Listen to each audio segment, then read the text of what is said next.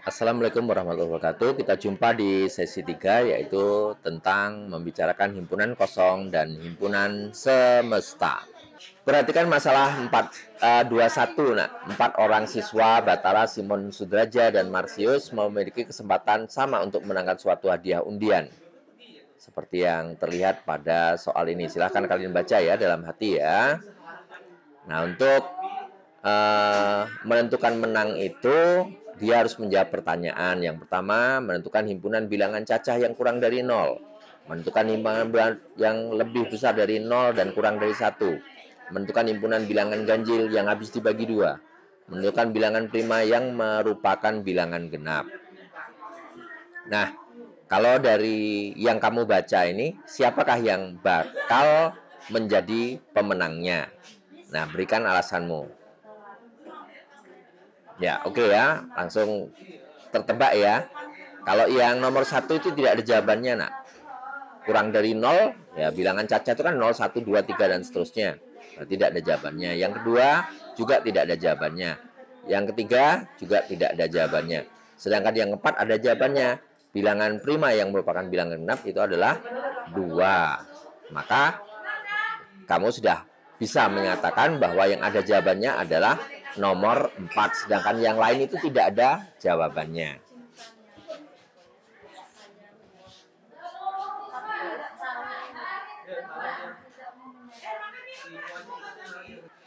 Nah, kesimpulan kita Marsius ya yang menang karena yang lain itu tidak bisa menjawab karena tidak ada jawabannya. Dengan ilustrasi di atas, kalian dapat menganalogikan ke pengertian himpunan kosong. Jadi himpunan kosong adalah himpunan yang tidak memiliki anggota. Kalau tadi tidak ada jawabannya ya, jadi kalau tidak ada jawabannya ya berarti tidak ada anggotanya. Nah, lambang himpunan kosong adalah kurung kurawal, tidak usah diisi apa-apa, atau 0 dicoret. Sekarang permasalahan kedua, kita akan membicarakan yang dimaksud dengan himpunan semesta. Ada masalah ini, Yunita, Septi, dan Andi diberi tugas oleh Pak Taufik untuk menulis nama yang berawan huruf tertentu di kelasnya.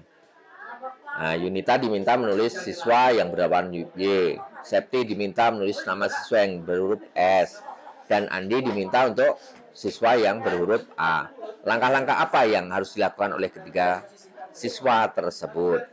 Nah, perhatikan yang sudah tertulis. Ini aja juga ada di buku paket anak-anak. Langkah-langkah yang dilakukan oleh Yunita, Septi, dan Andi adalah sebagai berikut. Yang pertama, mereka memilih nama siswa dimulai dengan huruf Y dan S dan huruf A. Terus mengelompokkan menteri yang namanya atau siswa yang namanya dimulai dari huruf Y, huruf S, dan huruf A. Lalu ia menyajikan himpunan dengan cara mendaftar anggotanya. Misalnya S, himpunan nama semua siswa di dalam kelas. Tulis semua namanya. Terus A, himpunan nama-nama siswa yang namanya dimulai huruf Y. Dengan cara mendaftar, tadi kalian sudah pelajari di sesi 2. Himpunan nama siswa yang namanya dimulai dari huruf S, terus yang C, himpunan nama siswa yang dimulai dengan huruf A. Berdasarkan keterangan di atas, himpunan S adalah himpunan yang memuat semua nama siswa dalam kelas. Pengertian itu tadi kita bisa menyimpulkan bahwa himpunan semesta adalah himpunan yang memuat semua objek atau anggota yang sedang dibicarakan.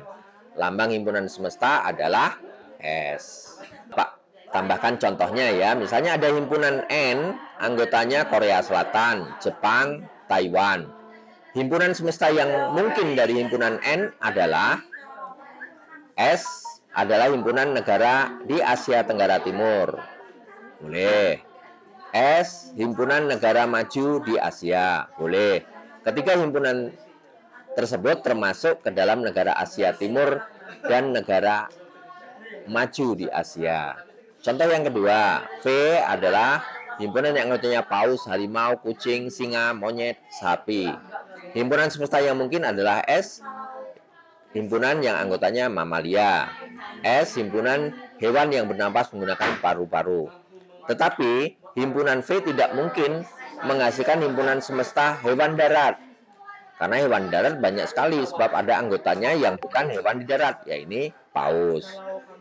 Tidak juga kalau kita mau ambil himpunan semestanya hewan berkaki 4, sebab ada anggotanya hewan berkaki 4. Jadi, untuk himpunan semesta itu adalah, kita kembali lagi ke definisinya, himpunan yang memuat semua objek atau anggota yang sedang dibicarakan. Jadi kalau dia tidak memuat anggota himpunan yang kita bicarakan, maka dia tidak bisa kita sebut sebagai himpunan semesta. Perhatikan diagram Venn berikut. Nah, saya ulangi, perhatikan diagram Venn berikut.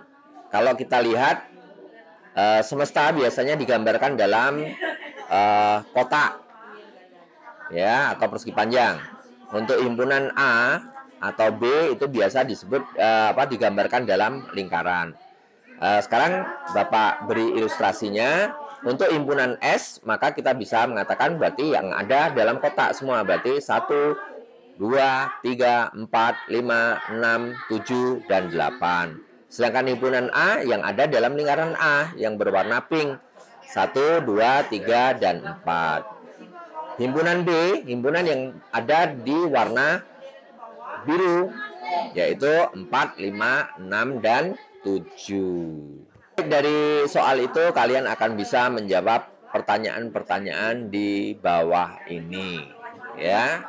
Berdasarkan itu himpunan semestanya, himpunan C yang menjadi anggota himpunan A dan B, maka C itu adalah 4 tadi ya.